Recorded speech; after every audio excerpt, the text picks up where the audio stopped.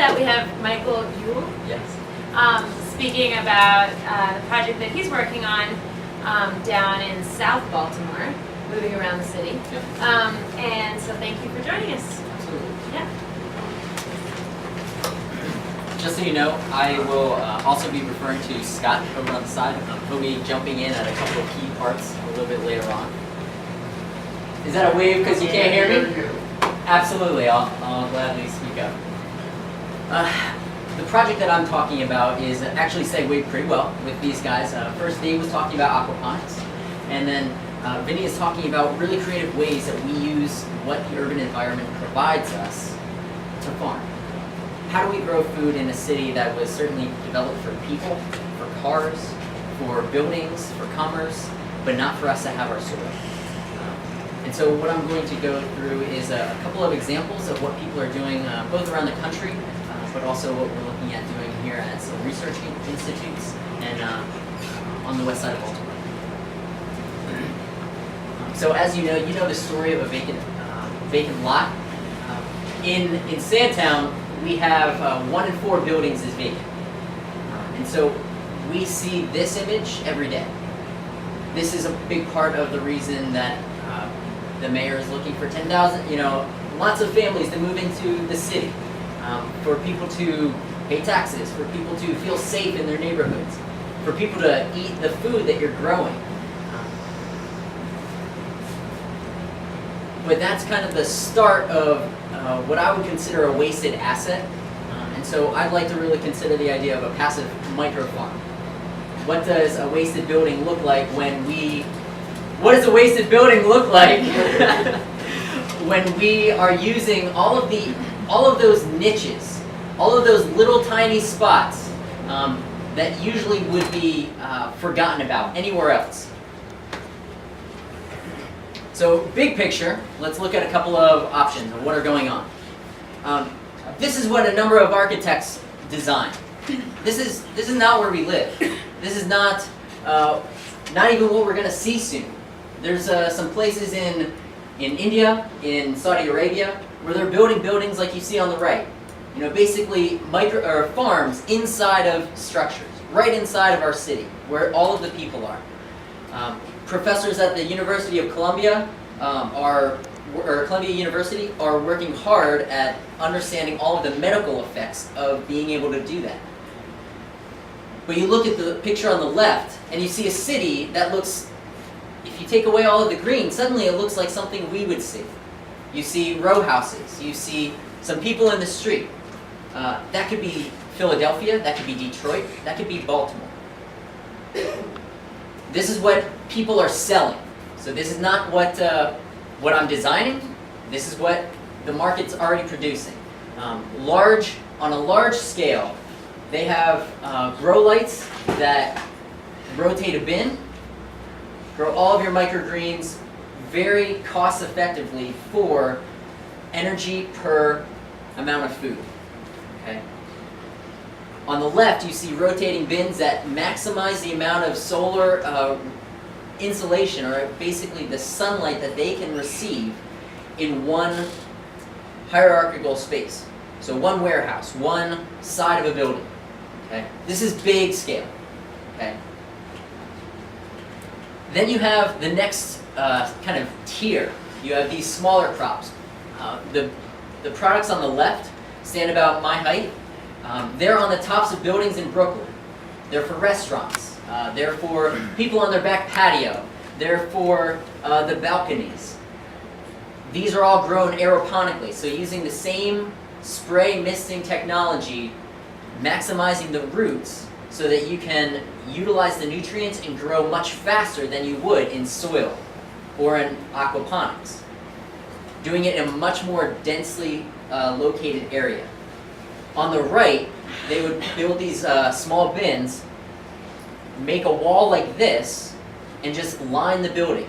And they would do this in the middle of New Mexico, grow all of their greens, and then integrate that with a system like Dave was talking about. And then there's the do-it-yourselfers. The ones that have said, I don't need to pay for all of that. I know that there's some waste around here that I can use to do the same thing. And so you find the folks in New York that have started the business of doing window farms. Basically, up and down all the little apartments, the condos, they're filling those spaces with recycled plastic bottles, old balloons, and then planting their plants. The people on the right are working with Instructables and designs that are online, a little bit of sewing, a little needle and thread, and you've got vertical plants that are growing up the side of your wall. Throw in soil as you need. Okay. But I think the real key thing about this is not just that we're going up, it's the fact that you can still grow a lot. Okay.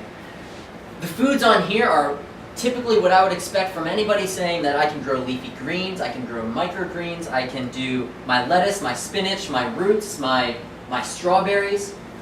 I can still do that vertically. I no longer need soil in the city. I no longer need anybody else's space. I don't have to buy a vacant lot. Instead, the side of my building becomes my marketing strategy because they can see my strawberries, my grapes, my plants right where everybody else sees them. Okay? But that's what's going on in the rest of the world. I wanted to make sure that you understood it's also happening here. And so I brought Scott along. Scott was working with the Solar Decathlon team for the University of Maryland this past year. They were the winners from the Department of Energy challenge that they had. And so he's been working at the university researching some of this. All right. Hi, everybody. So I was the Living Systems team leader for this, so I was in charge of all of the environmental aspects. Can't hear you. Move up. Step up. I was in charge of most of the environmental aspects for the house, and with the Solar Decathlon, we're running the house off of solar energy. But also, my job is to incorporate ecological engineering techniques into the house to reduce the energy consumption. So one of these we call vertical gardens or green walls. So with this, this is a picture of the structure we had. It's about 2 feet wide and about 13 feet tall. It's made of aluminum, sorry. It's about 3.5 inches on center with those rungs. They're about 1/2 inch each. So what we had, this was the actual aluminum structure, and then we had planter boxes down at the bottom. These planter boxes were filled with just general potting soil, and then the boxes were about 2 feet wide and about 1 foot deep as well. I think the next slide. So with this, the design was very critical. We thought about this integration of the vertical gardens early in the design. So we could we made a pop-in system into the structure. So we could grow it off-site and then bring it in when it's fully developed and put it in. With this, we were also thinking about produce production.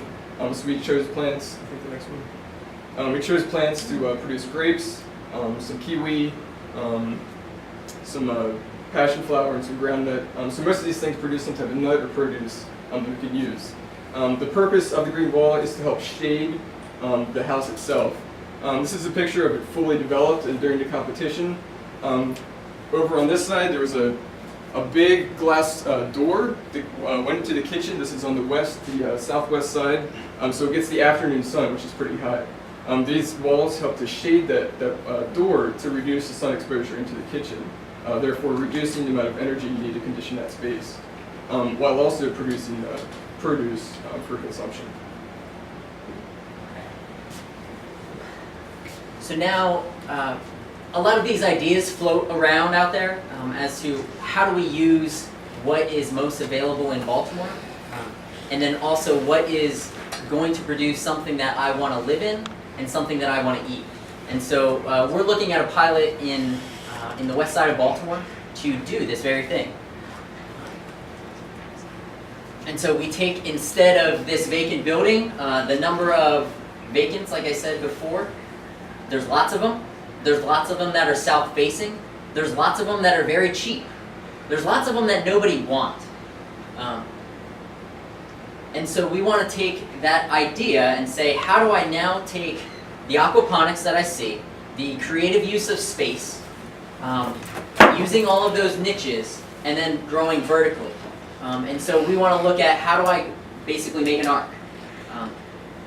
Starting with that concept, I know that I need very low energy demands. So if I want to live there, if I want to make this where I call home, I don't want the energy costs, and I want to be very comfortable inside. And so that starts with the where my focus is in terms of energy design. I work for a company that does a lot of energy consulting, and the focus is to make this what we call a passive house. So the standard is to say this house uses 70 to 80% less energy than any other house that you'll see. 90%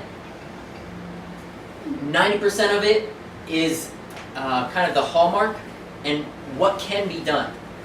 So if you think of your bill as $100, I can expect mine to be $10. Just by living in this home, and the majority of that is all produced from the sun. And when I say produced by the sun, I don't mean solar panels. I mean passive. I mean sun comes in the window, it heats my building, I don't have a furnace in there. So when you start from that kind of envelope, when you start from that kind of structure, suddenly the effect of having these plants on the side of the building to shade my space suddenly becomes a huge value to it. Huge value, now it actually is producing my food. So suddenly, do you start to see how this is integrated? We try and separate them and it's not going to work. Not nearly as well. Sounds like a number of other problems we run across. This is an example of someone in Reservoir Hill that was really excited to do this very same thing, or do this thing for his cafe. And so I showed him this is what it would look like. Are you okay with that? Are you sure that's what you want? And he said, Mike, I wouldn't want anything else than the people sitting under my umbrellas to look up and know where they got their food from.